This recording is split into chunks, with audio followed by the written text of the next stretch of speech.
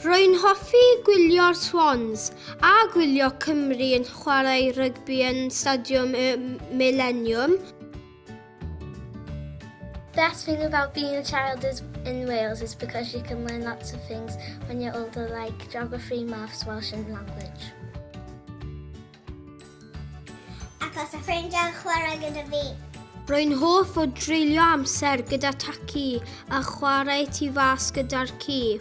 Years ago we didn't have the opportunity to go to university, but I've got 8 grandchildren and they're all in university, all went to university.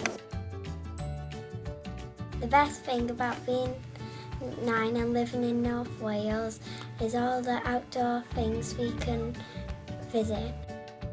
Mae gyd o reolau mewn y ysgol fi yn teg.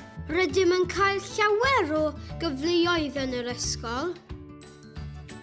My mum keeps me healthy, happy and safe, and my teachers, and I'd like to say a big thank you to all of them. Thank you.